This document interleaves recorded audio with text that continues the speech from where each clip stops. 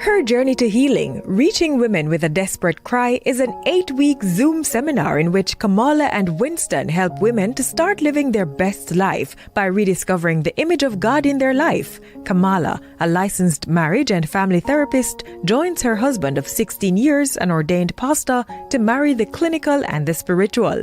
You will begin living your best life filled with love, joy, and peace. Register at kwministries.net for this life-changing seminar.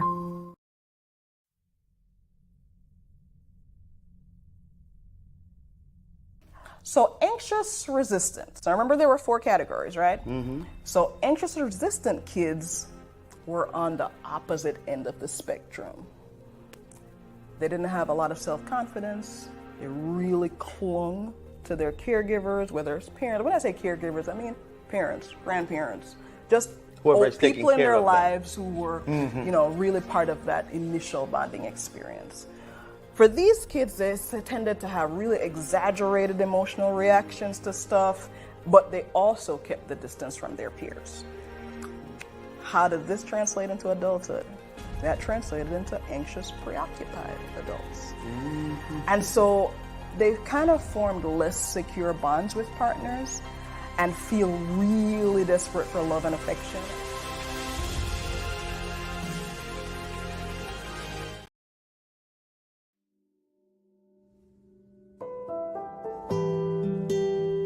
God is patient. God is kind. God is long-suffering. God never fails. God always hopes. God always trusts. God always perseveres. God doesn't envy. God doesn't boast. God doesn't seek his own, but is always seeking what's best for you. God rejoices in the truth. That's right. God doesn't define love. God demonstrates love.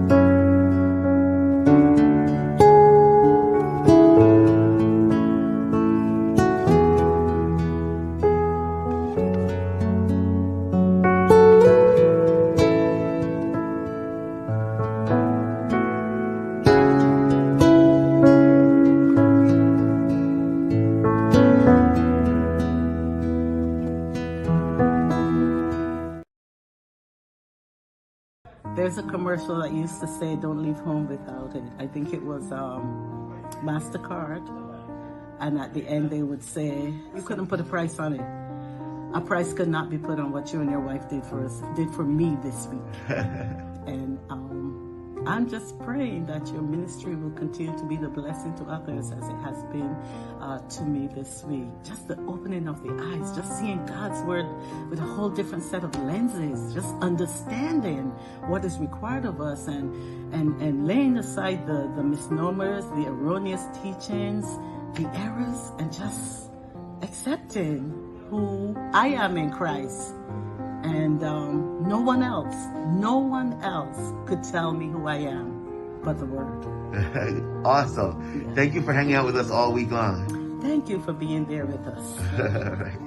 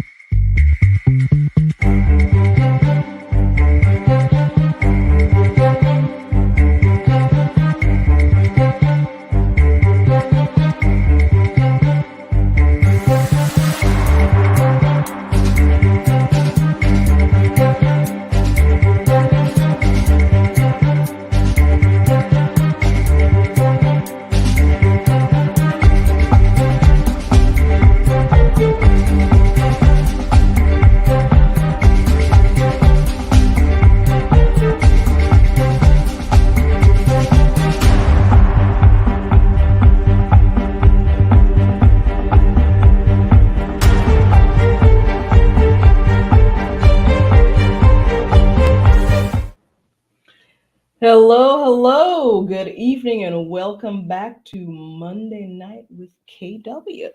I am excited to be on. Tired. Yes, I really Monday appreciate tired. that you said that because this program is all about authenticity, right? It We is. are having a Monday. A Monday. A Monday. But as tired as I am so excited to be here tonight. And I'm really excited about our guest. Yes.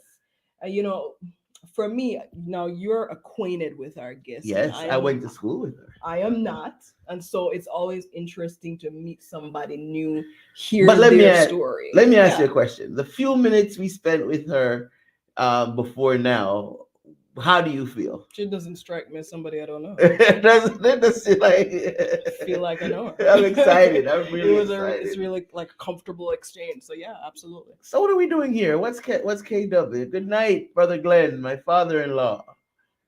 All right. What is KW, you say? Hi, Sister Sands. Awesome. We got a couple people already on. So for those of you who may not know what KW is about, it's about having a place of authenticity. We started KW Ministries out of, and those of you who've been with us for a while, you've heard this already, but we started it out of a place of, some real hurt and pain and trying to start that journey of healing. And at some point along the way, after a couple of devotionals, we realized, it might be interesting to have a space where we could just share with other people, realizing that as alone as sometimes you feel in your own challenges, you're not. You're not alone. So many there are other people who are going through, and we have experienced some really interesting journeys with individuals. One of my favorite was Rachel. We had Rachel on several months ago. Rachel came through a really bad divorce, but opted to stay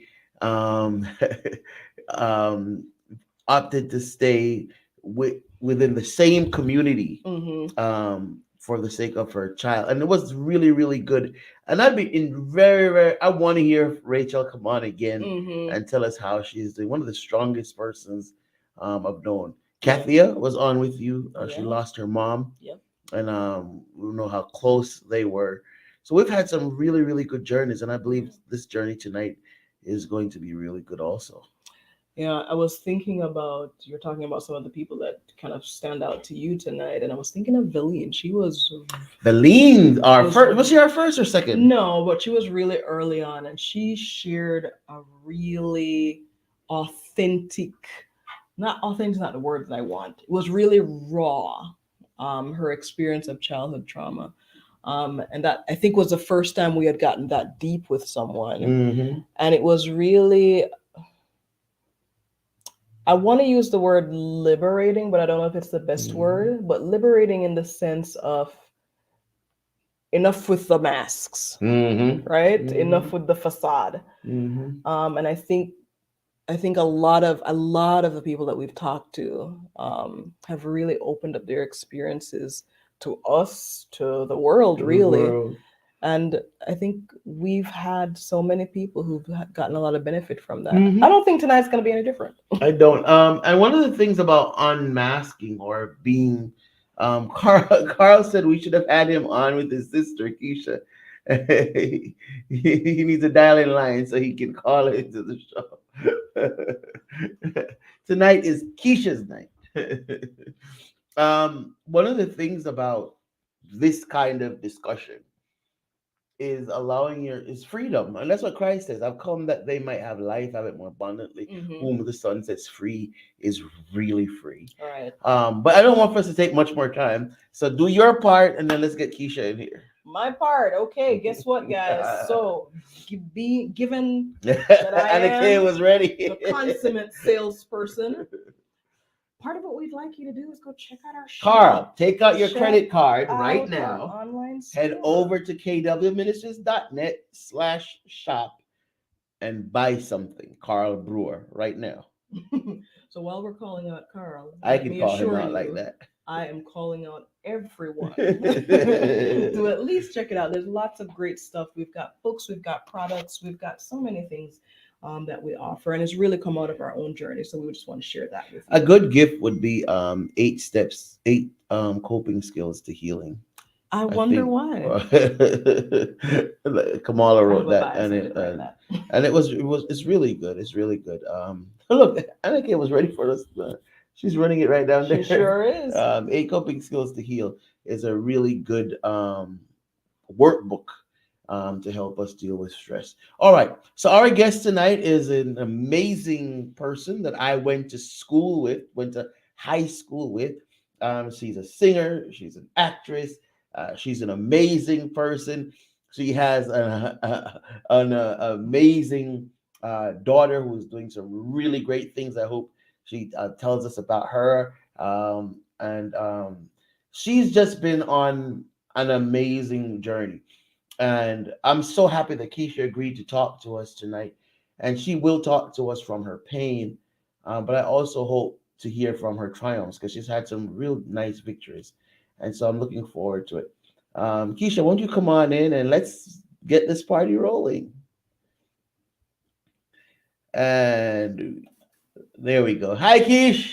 Hello, how are you guys doing? We're tired. We're tired, but what did Kamala call it? It's a Monday. It's a Monday. All right. And I understood what you meant without even ever hearing that phrase before. I was like, oh, I know that. How are you doing? I'm doing good. It was a Monday for me too. Mm-hmm.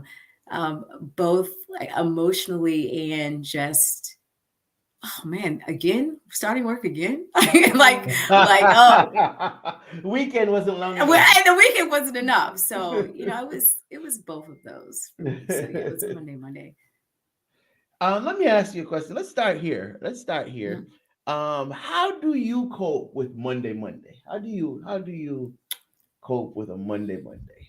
How I cope with the Monday? Well, Monday usually starts Sunday night when I'm going to sleep. To prepare. My mind is going about, we got to start work again. Oh my goodness, you're so tired. How are you going to make it? How are you going to do it? So it inserts that doubt. And mm-hmm. then when I wake up, it starts talking again. So how I cope with a Monday is I I take a deep breath. I normally have like a morning devotion that usually starts my day. And I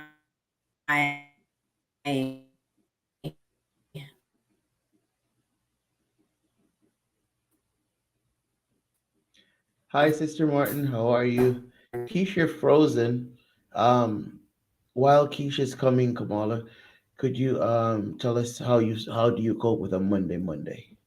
You know, I kind of was listening to where Keisha started, and it's really about what's that self-talk that I Mm-hmm. start in Sunday with. How am Mm-hmm. I preparing myself for the week? What are the things that I'm thinking about and anticipating that's leading to that kind of Monday dread of Mm-hmm. sorts? Mm-hmm. And I paused before I finished that statement about how I cope, because sometimes I think that we believe that Mondays only Keisha will be happen. right back. We're just having some technical Technical difficulties. Mm-hmm. Sometimes we believe that a Monday only has to do with individuals who are not enjoying what they do, and that's not true. No. It's not true at Mm-mm. all. You You know, have children. You have nobody believe a church. hmm You have there's all different kinds of stuff that happens on the weekend, while the weekend does not feel like it's long enough. yeah. Hey guys, don't leave us. Let's take a quick break and we'll be right back. See what's happening with Keish.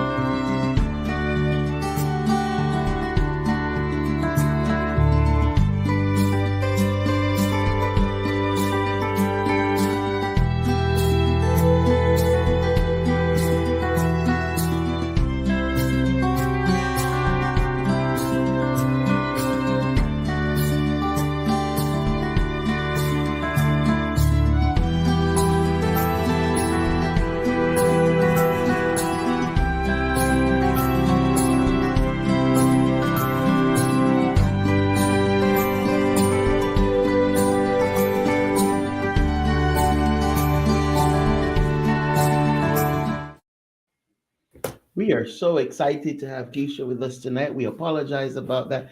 Keisha, you start out with some devotions. Yeah, so I start for Mondays. I start off with my devotions, and I start off with my positive affirmations, and then like I Mm-hmm. just tell myself, you don't know what the day is going to be like. You have not experienced those moments. Yep. Mm-hmm. You're just projecting into the future. And so I Mm-hmm. say, well, let's see what happens. Let's see how it Mm-hmm. goes, and then um, I just try to take every moment as it comes and not assume I know how the next moment's going to be. And Yes. and when I do that, it like I find I'm always surprised. I'm always Mm-hmm. pleasantly surprised. Mm-hmm. Um, so I guess I found that most of my anxious moments only rest in my mind and not in the hmm reality of the day. Yes. Mm. Um, That's powerful. Most of my anxious moments mostly rest in my mind hmm and not in the reality of the day. That's powerful.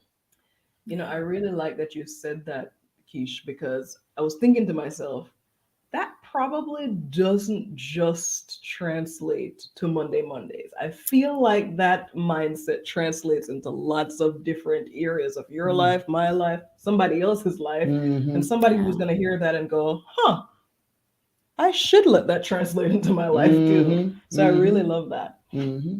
Mm-hmm.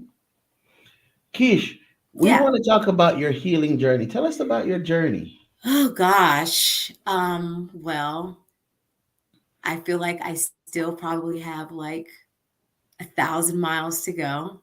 hmm But it's been um it's been amazing. It's the most amazing, beautiful pain I've ever experienced. Mm. It's um I'm seeing how the two coexist together. Like you Beauty and understand. pain. Yeah. Yeah. I'm seeing how joy and pain are one in some ways. Um, but last year, 2022, I know I was interesting. I try to keep a positive outlook. I try to speak positively. But if I didn't, I would have some choice words for 2022. But is it just 2012? Was it 2019, No, 2020, well, 2021? I enjoyed the shutdown. Really, I enjoyed it because it was weird. I remember, like, I think like 2 or 3 months after we were like in closed doors, I remember walking outside and the sky looked clearer and the air Yep. felt Yeah, remember that? fresher, and I was like, All the factories were closed. yeah, I said the earth needed to heal. Yep, we said that too. It was the weirdest thing. Mhm. But yeah, 2022 was very hard. It started off with me getting COVID. And then I'm an avid like athlete. I love to work out and things of that nature. So I got COVID, got over COVID, then I sprained my ankle. So I couldn't work out. And like working out is like it allows me to if I have frustrations, I can get it out and work. Release. Yeah, it's a release for me. And then 2 weeks into into me having a high ankle sprain, my father has a brain aneurysm. While at my daughter's soccer practice. So, he's kicking around the ball and then someone screams out, "There's an old man that's fallen out." And then my daughter runs over and he's seizing. Tell us about your dad. Oh gosh. My dad was a wonderful human being. I'm honored to have come through him. He was an educator. He was a musician. He was a father to many children that have to traverse this life journey without one. He was a good friend. He was a musician. He was a writer. He was a lover of God. And I had to end with that one because that was the most powerful one. My memories of my father were, when I think of my father, the first thing I think of is morning worship. Not remember a morning that he did not spend hours with God. Like, he would fall asleep on his knees sometimes. I would knock on his door and he would have fallen asleep. Like, that was very important to him. And he played that out in the way in which he interacted with people. And he was such a giver. And he wouldn't speak a word about it. Like, we found all these like tuition accounts he was paying on and foundations he was given to, and it was just like so much. But that's what, he used to say that to me. He used to say, "Keisha, give, always give, always give. You think you've given, you can give more." Like, literally, he used to say that to me. And I used to be like, why are you talking to me like I don't give? I give. Like, I didn't understand what he was trying to do, or, but. What was he trying to do, Keish? He was trying to teach me the foundation of this world. Like, when God created us, we survive off of each other. Like, so that the trees give off, oxygen, right? And we take that in, and then we breathe out, this carbon dioxide. It is a give and take. It is a reciprocation. And things get off kilter when you don't give, when you begin to be selfish. So, he was instilling that into me so that could be a part of my life all the time, because when you give, you receive. It is the two are one. So he was just trying to teach me the formula of having a good life, a happy life. I think that's what he was doing.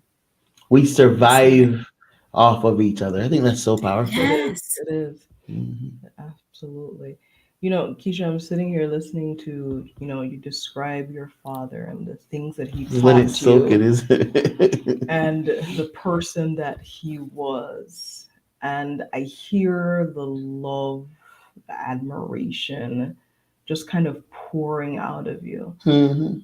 And I'm struck by the fact that these pieces of your dad that you're sharing with us also come from a place of great pain, having lost him just recently. And I'm thinking back to, being at your daughter's soccer game and that scene playing out.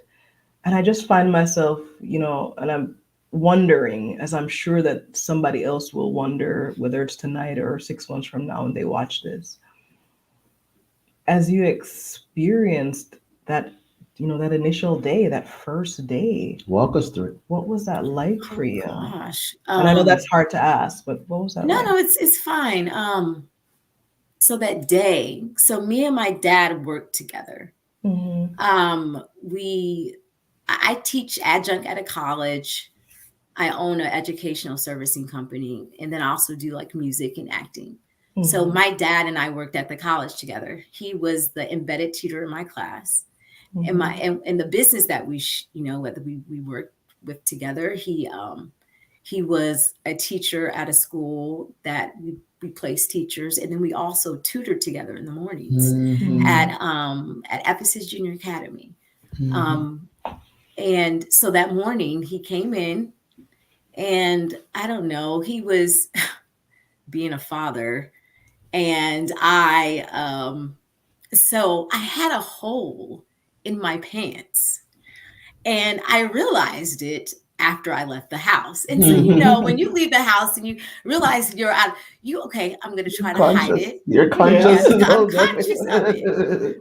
So, we're getting the kids lined up, to where they need to go. And he says, Keisha, in front of everyone, you have a hole in your pants. Oh, man. You should probably take care of that. And I say, thank you, Father. And I was irritated with him. I was so irritated with him. But, he was always trying to take care of me. But that's what a father does, Yeah. And so I remembered he looked so tired that day. And I'm always, I call him, like, when I would see him from afar, I would be like, hello, Faja. I call him Faja. And so, but he seemed like really just tired. So I remember he sat down at one of the kids' desks, and normally he's like, okay, so what are we teaching them today? Where the lesson plans, where he's really very orderly individual. And so he was just tired. He didn't do that. And so, but he did point out the hole in my pants. It's funny. It's funny when I think about it now. And so then we separate into classes, and I'm on my crutches, and he's constantly trying to help me. And I looked at I didn't see it as, oh, he's a father just trying to help. I was like, he doesn't feel I can do it. I can do it. Although I'm on these crutches, I still, I don't need your help. I can figure it out. But he was just trying to help me. And so I remember he's like, let me take your bag. Let me walk you to your car after the day was over. And we just like, I got it. And I wish I sat a little bit more in that moment. But see, in my head, I was thinking, oh, he must think I'm not capable. Mm-hmm. And so I was playing to that versus he just wanted to help. Now, I mean, I just want to make sure everyone understands I don't have any guilt of that. Mm-hmm. That was an interaction that we had, and it was the moment. Yeah. And I believe if you are an intentful person and you really are looking to better yourself, you do the best you know how in that moment. Mm-hmm. And then you are taught something better, and then you do something better. Yeah. So that moment taught me to not be in my head and to cherish your interactions and be present. And so now I find myself being more present with my daughter, Mm-hmm. more just listening to what she's saying and not what my mind is saying. Yeah. And Keisha, so, let me yeah. interrupt you for a second. Because I think you just said something very, very, very, very instructive and Mm-hmm. important. Because I was wondering, because I was waiting for you to slow down so we could go to work on that moment. And, and right when I was figuring in my head, all right, how do I articulate this? What's going on here? You said, no, no, no, I don't feel guilt. Yeah. What I did was I learned. Yeah. How important is it? I remember like the night when my foster dad died. Well, he got sick that night. I was just a little kid. We were outside playing dominoes, and he had church people over. You know, this is rural Jamaica, and Mm. he was so angry. He got so angry that we were playing dominoes. And as you were talking, I was thinking about that, and I was so excited when I heard you say, "What I did was I learned from that. I don't carry guilt from that." Talk to us a little. I want you to go back and talk to us a little bit about the importance of learning from, should we say uncomfortable? Should we say, what language should we use to describe? Well, I'm gonna let you do it. Yeah. Well, I mean, I think uncomfortable is it? I mean, Is a like, good. there's different degrees of uncomfortable, right? Mhm. There's uncomfortable that is just like, and then there's uncomfortable where, oh, I can't even be present in the situation. Mm-hmm. You Mhm. know, it's because it's that uncomfortable. Now, now my mind did want me to feel guilty for it. And what I say Mhm. is that I say it like that because, you know, like how I see it or how I experience it is there is an emotion that I feel and then there's a thought. Mm-hmm. Should you have like spoken, you know, not disregard your father? Why would you have done that? Do you know, and then the questions get deeper, you know, and the emotions get deeper. And so like I had those moments and I have to say, no, I'm going to choose not to believe that Mm-hmm. because I know I did the best I knew how. I know that. And you know, at that moment, all I saw was um, what my mind was trying to show me. And that's just what it was. That's just what the moment was, right? Mm-hmm. But I think, you know, what my dad always instilled in me was, um, okay, you may have made a mistake, but what can you get from that Learn. experience? What can you learn from that experience? Because, you know, if you don't learn from it, you will repeat it. Mhm. So what I tell myself is, in uncomfortable situations, do I want to meet this again? Mm. Mm. Because ultimately, you know, I think about, correct me if I'm saying the vision wrong. Ezekiel seeing gears within gears, and everything, and looking like confusion, right? But Mm-hmm. under it was the hand of God. So that Mhm. tells me that Mm. these situations are so much bigger than what we understand, Mm-hmm. Mm. right? And it tells me that although I'm in deep despair, and many days it is hard to do what normally was easy to do, that he is in control. Mm-hmm. And if I believe what my father taught me, if I believe that there is a omniscient, omnipotent, omnipresent force in which all that is able to exist, then I have to trust that he has brought me here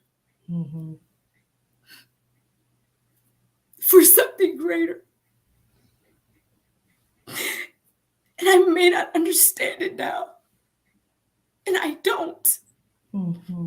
Many nights I ask God, why?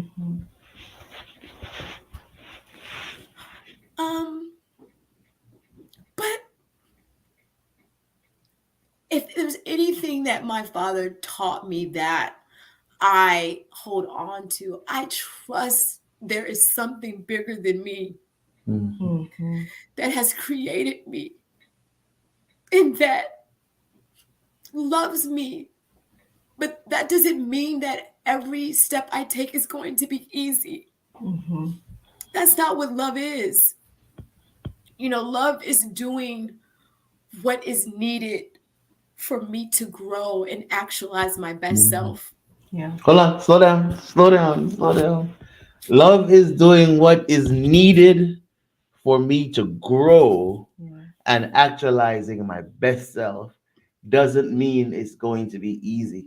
I want us to come back to that, Keish.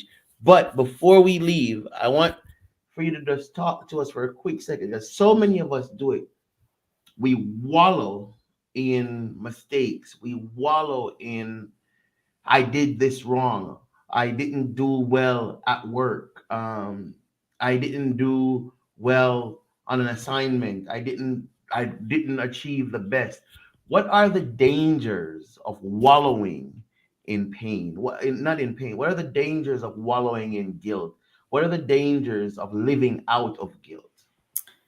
The dangers I see just currently of living in, of walking out to guilt, hold on, say what you said again. What are the dangers of being motivated by guilt? Motivated by guilt.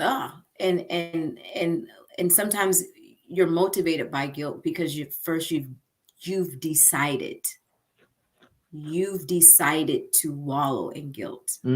Okay. Now that is not to be harsh, but I think in order for you to gain victory over something is to understand the power that you hold, right? The power of choice, which is what God has given us. Now, sometimes things can be so blinding that it feels as if you can't choose. But we do choose to focus in on certain things. And if you choose to focus in on that, you would be blinded to what God is trying to show you on the outskirts of that. If I Now, choose to focus, if I choose to wallow in guilt, if I make a mistake and I choose for whatever reason, I want to punish myself. I want what my wife says is I want to give myself an excuse to continue in that behavior. Whatever the reason for wallowing in guilt is, I'm now missing what God has planned for me. definitely. Wow. Definitely, because that's all that you're looking at. And you have, I think what we have to understand is that when we stay focused in on one particular thing, it's like the mind is trying to redo. It says like, oh, if I just play this thing over, I can change what has already happened. No, you're just creating the same thing. Because it is. So all I'm doing is reliving it. You're just reliving it. But guess what? That moment has passed. There's nothing you can do about it. But there is something you could do going forward. Yes. And the best way to honor God, not yourselves, self, the best way to honor God is to say, yes, I did not do that moment. The to the I did not do that moment in a way that is completely Christ-like or God-centered. But I hear you Yes. and I am going to learn from it. And guess Yes. what, God? You are the amazing teacher, and I'm going to do the next moment how you would want me to. And I think if you keep with that energy, then you're going to approach God. You're going to approach the character that he wants to build in you, right? Because you're like, okay, it's like riding a bike. You fall off, you get back on, and you can go like 2 or 3 more pedals on, and then you fall, but you get back on. You don't stay down and keep on thinking about how you fell, 10 pedals back. You just keep on going forward, and you learn from it, and then you are a seasoned bike rider, right? And things can come your way. We're all going to be tempted. What goes up must go down. We're going to experience that. But I think what I'm learning is the trick is, what did Paul say? I'm content in all things. Yes. That is when I have lots of money, and that's when I have nothing. We have to be tested on all points. Like, that's just what it is. How are we to know that God is truly good if we do not experience him in all ways? All right, let's. I want first to now go back to the growing, to the learning to grow. What love is. Love is being able to grow. I want for us to go back to that. So here we're in school, and here's the lesson number one. Well, lesson number one from earlier was, how do we get beauty and pain to be two sides of the same coin? I think we'll come back to that a bit later. But then number two was the idea that we don't wallow in guilt. We learn. We learn from it, and because if you learn from it, then the next moment can be better. And we talked about this before the show started, and we said that they overcame by the blood of the Lamb and the word of the testimony. The word of the testimony. So when we learn, we have a testimony. Yes. Yes. And this is a good point to say. Carl said, preach, Keisha.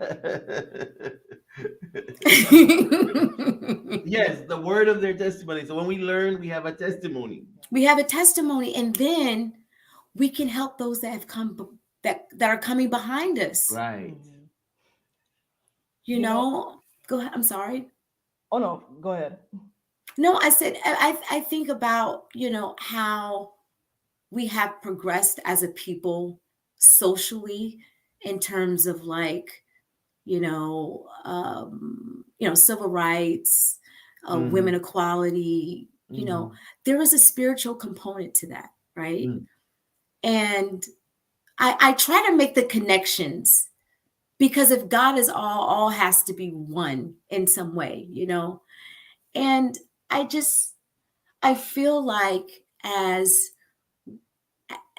especially as Christianity has grown, and I mean, because Christianity is in terms of the history of this world, and then and Jesus coming, and then when Bibles were allowed to for people to read, in terms of that, like, there was a lot of knowledge that we just did not have, right?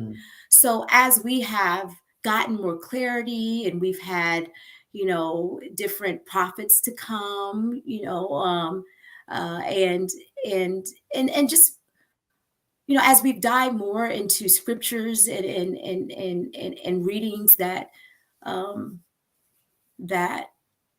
help our spiritual growth, like, I feel like we're able to understand the word from a deeper place.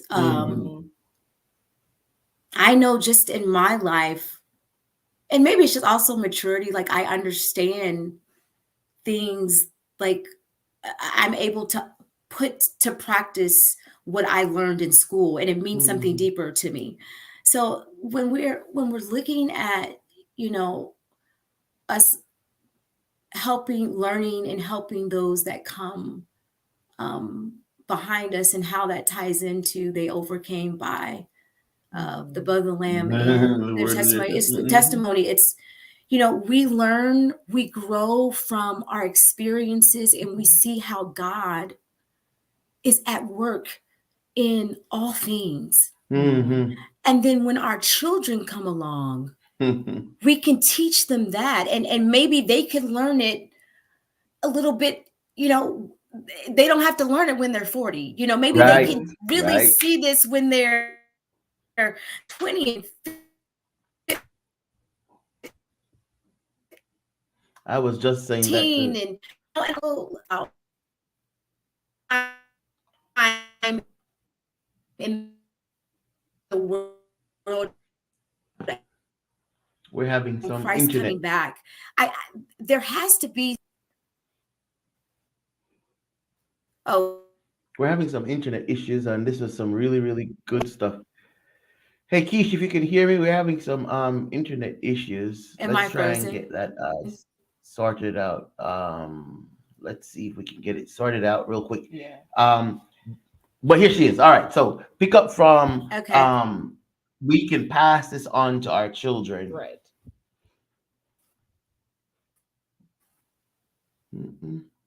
All right, it's gone again. I'm sorry about that. What were you going to say? While we're working on that end of things, I was thinking about just the whole discourse about what we can teach our children, what we can learn as we go through experiences. And I was sitting thinking about, what I was learning from Keisha as she was sharing. And she really spoke really well about this idea of when we look at past moments with guilt or regret, to recognize that that's what we're doing, and to say make a conscious choice. Right, she said we made a choice, make right? a conscious choice. So we chose to wallow different. in guilt, and so we need to make a conscious choice to not wallow in guilt. Right. And I was also thinking about, the fact that, that discussion came out of her talking about the loss of her dad, and that last interaction that they had, that those last days moments. And I was thinking that guilt is not something that we often talk about when as it relates to loss. We don't necessarily talk about, gosh, the I wishes, the regrets, the things that we would have wanted to do different. And she's so right that, yes, I may have wanted those things to be different, or I may have wanted those moments to look different, but I also acted out of what I knew best to do at the time. I think that was really powerful. Yeah. Hey, Keish, could you now talk to us Yes. about what? Could you now talk to us about what love is? Because I think that was, I had cut you off because I wanted to go back to deal with that guilt thing, but I want for us to talk about what love is, and because I think you hit the nail on the head about that growth piece, wanting what's best, even though sometimes it doesn't feel good. Talk to us. No, yeah. Gosh, I honestly feel I'm just learning what love is. Like I'm honestly feeling like I'm just seeing it. I think love is the foundation that allows everything to exist. And it says that I am here to support you and be with you and see you reach your fullest potential unconditionally. And unconditionally is important because it says this support, this energy that is the foundation of everything, is going to make sure you have the best. And I'm not asking for anything in return. Yeah.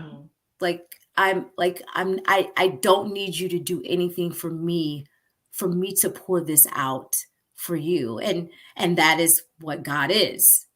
And he provides that to those who work with him and those who don't.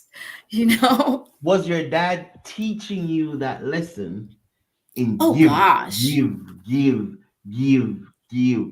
Was that the lesson that he was teaching you? Yes, definitely. He was teaching me to give, even if you're not given back to in the way that you want to be given to. Because God will always provide. Mm-hmm. So you give and you do, not expecting anything in return. Mm-hmm. Not expecting even a kind word.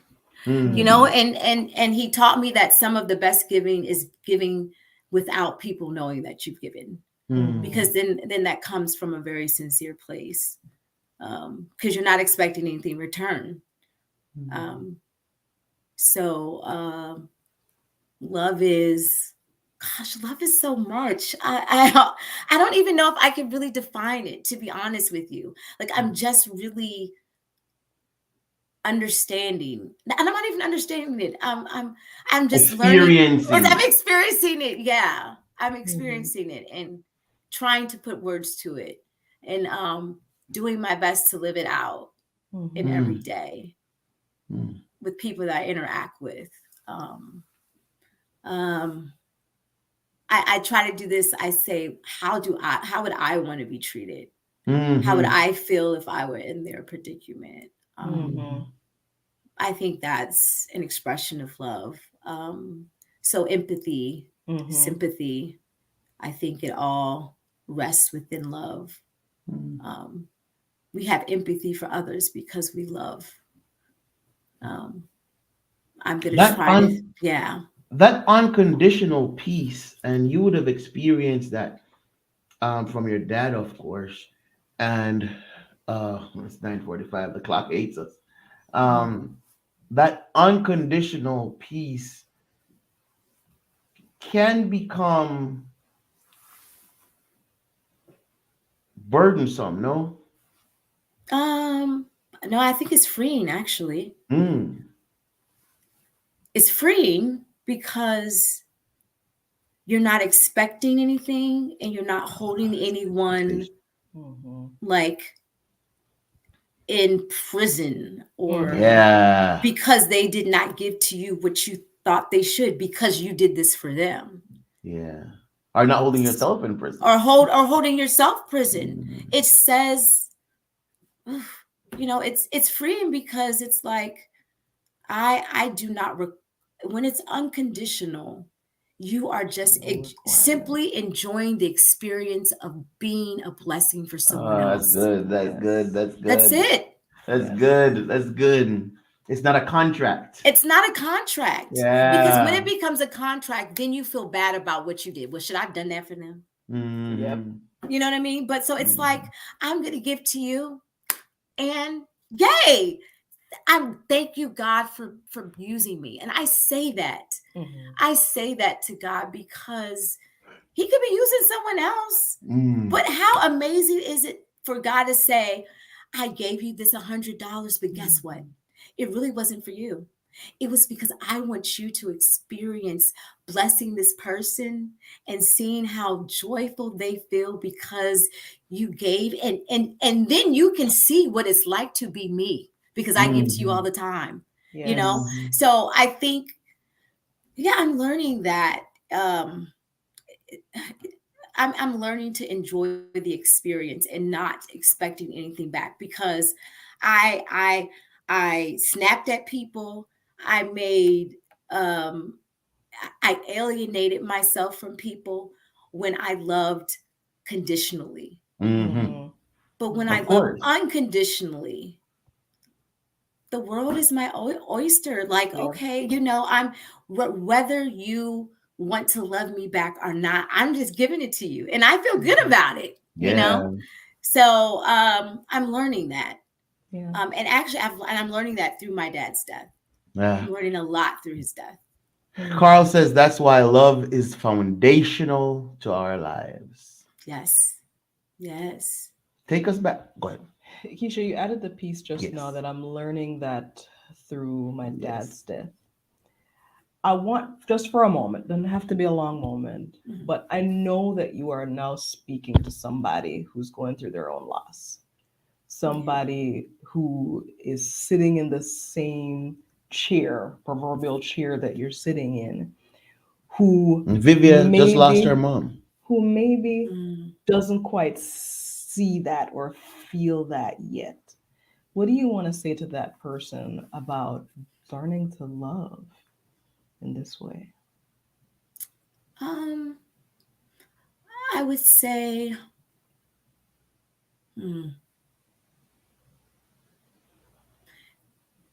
experience your pain,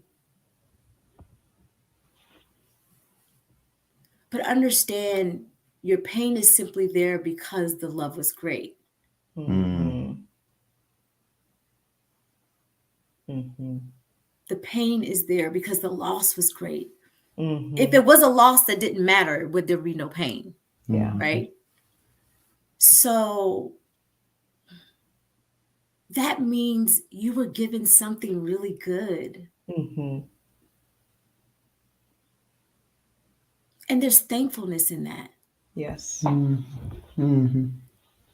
And when you can decide There it is. to focus on the thankfulness, Mm-hmm. God will heal your heart.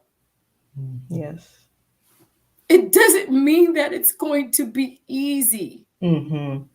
He didn't say it would be easy. We learn these phrases because they are real, right? Yeah. Mm-hmm. But I truly see the beauty of God in my dad's death Mm-hmm. because it is in his absence that I see more clearly how great of a gift he was to me. Mm-hmm. Mm-hmm. I am who I am because of him. Yes.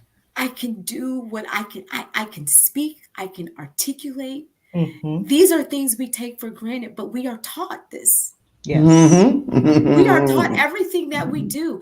There is Yes. nothing that we can do on our own. We Mhm. come in the world as empty slates. Mm-hmm. Mhm. And in his absence, I see what amazing gift I was given, and a gift that showed me how to live a life of service, Mm-hmm. which makes me a happy individual. Yes. He showed me how to trust in something beyond myself. Mm-hmm. And in doing that, I am able to make it through these times and see that there is something that sustains me when I have a lot and when I have a little, Mhm. which tells me this is something that I can depend on. Mhm. Mhm. I want to ask you a question, Yeah. and I want for us to still come back to contentment, but I want to ask you this: what is the danger of confusing the gift and the giver of the gift? Mm. And I want for you to just think back of what we were talking about before we started. No, yeah, I can tell you. As soon as you said that, it came right to my brain because that's what it was. And I realized that, okay, the giver of the gift is in control of all and gave you the gift to shine a light back on the giver. Now, when I thought, I have my my morning. I have my morning devotions almost all the time, right? You know, I I talk to God constantly throughout my day. But when my dad died, I felt unsafe in the world. I felt that my security was gone. I felt that my protector was no longer here. And I realized that I attributed to my dad things that I should have rested in the hands of God. And it wasn't till my dad passed that I realized that. I realized I didn't really trust that God was going to sustain me and keep me with, I'm an entrepreneur. I'm pretty much most of the things I do, and as an entrepreneur, it's like the buck stops with you, right? But God commissioned me to do this, right? So I must do it in faith, knowing that he will provide. But to be honest, I was like, well, it doesn't matter, because if things go south, my dad will be there. If I get a flat tire, no, it's not the God that'll order everything to work out. No, my dad will be there. I'll just call him and he'll come and help me out. If I'm trying to manage, as I'm a single mom, if I'm trying to manage things with my job and my business, and I need help with my dad, no, it isn't God that works it out. No, it's my dad that helps me. Yeah. Because these were ways in which he was very woven into my life. But now, okay, God, I need you to work this out for me. And I sit back, and guess what? He does. Yes. And that doesn't mean that everything happens how I think it should. Now, most of the times I'm learning that what I think is crazy. It's not even that smart, He has a plan that's just more amazing and far beyond what I could ever imagine. And when I sit back and stop getting frustrated with things not happening the way I want them to, and just see how they are working out, I just say, oh my gosh, this is an amazing energy, a God, whatever, everything that I serve, because I would have never thought about it that way. Yeah. And so I realized that, I'm sorry, anytime I say it, it hurts so bad. I realized that my dad had to die for me to actualize a deeper relationship with God. And that kills me to say it. It kills me because I love my father and I want him here with me. But I know I am here for a greater purpose. And if it meant that my dad had to die for me to truly see God, then let it be so. And to say that crushes me. It crushes me, but what is getting me through is knowing that I am here to serve God. And I am here to evolve spiritually. And if God has let something be, then there is a reason for it. And I have to be patient, and I have to be in prayer to allow God to heal me. And if he chooses to show me why in this life, thank you. But if not, I will understand it better by and by. And I believe that to my core. And that is what gets me through. Yeah. My dad taught me that. Yeah. Yeah. sounds like you're still learning lessons Oh gosh, from every him. day, Mhm. every day, I feel so alone in this time in my life. Extremely lonely. He was my guy. We were best friends. But I had to get to a place of loneliness so I could see God Mhm. because I wasn't seeking Him to the depths that I thought I was. Mhm. And I see that now. So that's just Yeah. what it is.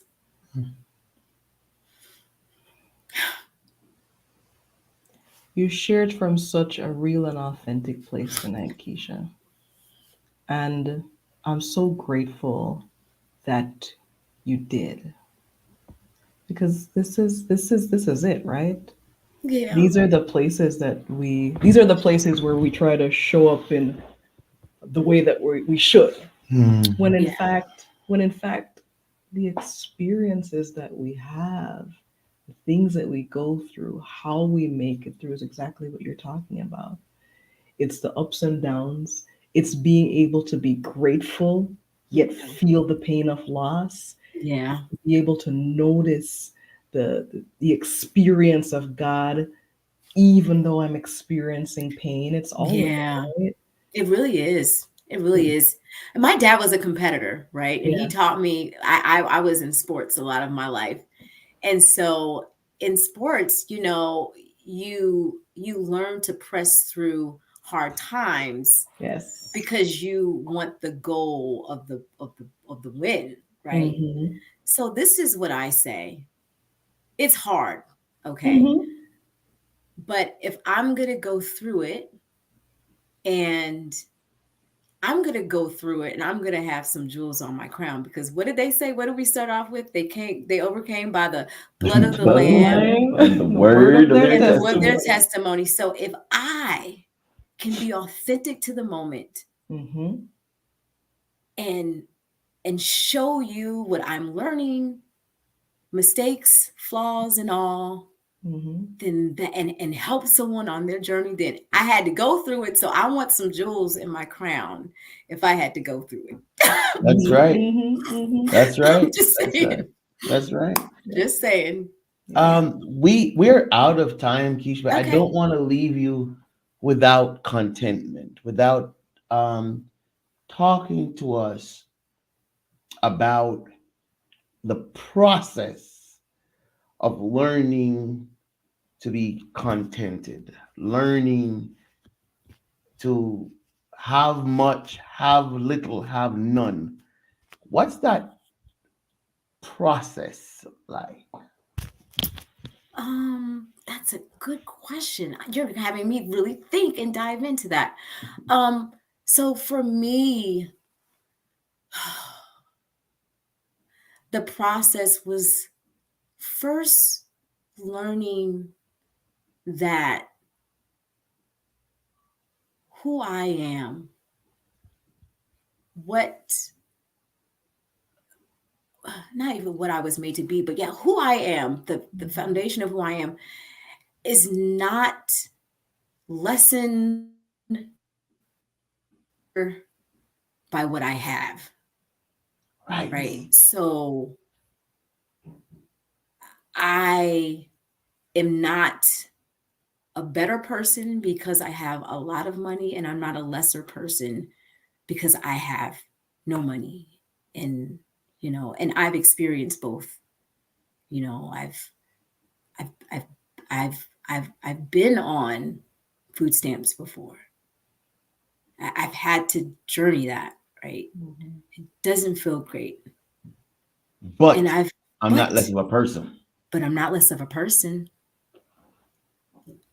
I have been provided for just in a different way. Mm-hmm. Not maybe not how I want to have what I have, but I've been provided for. Mm-hmm. Thank you for that, God. Thank you. Mm-hmm. And I've experienced the other side, having lots of money, being able to go out whenever I want. Mm-hmm. And I'm not a greater person because of that. Thank you for providing it, God, in this way. Mhm. I think when we stop putting limits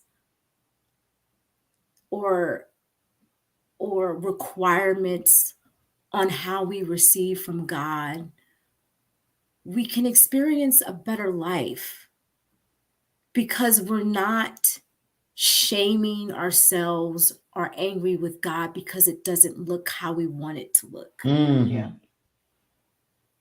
Now, I don't think there's anything wrong with wanting experiences. Like, God, I don't want to rent anymore. I want to buy my own home. I don't think there's anything wrong with that, Mhm. you know, and and and putting it before God and asking, and He says, "Ask, you'll receive," you But I'm know. not valuing myself But I'm based not on that. valuing myself based upon it because if I experienced it all, then it can't be me. It is just an experience. Hmm. So if that's what it is, how can I value myself by the So, change of that so. that change? Like Woo. it's like putting on a different pair of clothing, you know. Mhm. Mm-hmm. Mhm. It's and so I think that was the first process, learning who To value me. value me. And I Mhm. value me because if I was thought of, I sometimes I sit in the mirror and I think about this. Keisha was thought of My God. by divine. Yes, that's good. How many That's good. possibilities for this infinite? So I'm a math teacher. So I have to dive into this concept of negative infinity to positive infinity. Yes. And in between every number, there is infinite numbers, right? Mm-hmm. Because there's always a 0.9 and a 0.999 and a Yeah. 0.99999, right? Yeah. And so if this infinite force thought of me, Woo. gosh, I must be special. Yes, Lord. No, Absolutely. like really meditate on that. Like when you think of the number pi, like I know a lot of schools are going to be doing this. 3.14, March 14th is Pi Day. Pi is a never-ending number, right? It's an irrational number, right? Mm-hmm. It just goes, goes, goes, goes, goes, goes, goes, goes, goes. All right. If we have numbers that do that, how much bigger is this entity that has allowed me to exist? And I was thought of. Oh my gosh. I must be amazing. I That's sit and good. I think about that in the mirror. And everyone really should because it really is that. It's Yeah. that. This is good. How many people are on this earth? I don't know, like a little over a billion. Numbers are infinite. That's not a Mm-hmm. lot. So for you to be included in that number, oh man, that's Yeah. amazing. That's good. That's amazing. That's good. That was good. That Keish. We'll come back and end it in a second. And okay, who Okay. won? We didn't have everybody's just soaking it in. Yup. Participate. Well, let's see who won our prize tonight. We'll come right Oh, back, Keish. Who won our okay. prize, Anne? That While was good. while we're spinning that wheel, so you know what you won tonight is a gift card to our store. So you get to check that out and how you collect your winnings. Rosabelle Martin is by going on to www.kwministries.net/claim your prize, enter your information, and instructions will follow. Congratulations, Rosabelle. Didn't you win last week? That's all right. It's a random Congrats, draw. congrats, She gets to congrats, win 2 weeks in a row. congrats, congrats. Um, Keisha, I thank you. Absolutely. Thank you for uh, giving us that special two-faced coin, Mhm. pain and beauty. Yes. Thank you for telling us not to choose, not to wallow in what was uncomfortable, Mhm. but to Yeah. decide to grow. Thank you for Yeah. telling us that love must be unconditional and the freedom of enjoying unconditional love. Thank you for talking to us about contentment that starts with believing that I have intrinsic value, Yes. and then recognizing that the infinite God Mm-hmm. thought of me. Yeah. I must be something amazing. Thank you, Keish. Thank you so much. Oh, thank you. Thank you. This was healing for me. Like every time I'm able to cry it out and get Yes. more out, I'm like, you know what? I've healed just a little bit more. So thank you. I appreciate it. I think this was healing for all of us. I think so too. I think so too. Guys, if it's Monday night, you are with KW KW. Ministries. Have a wonderful night. Congrats, Sister Rose.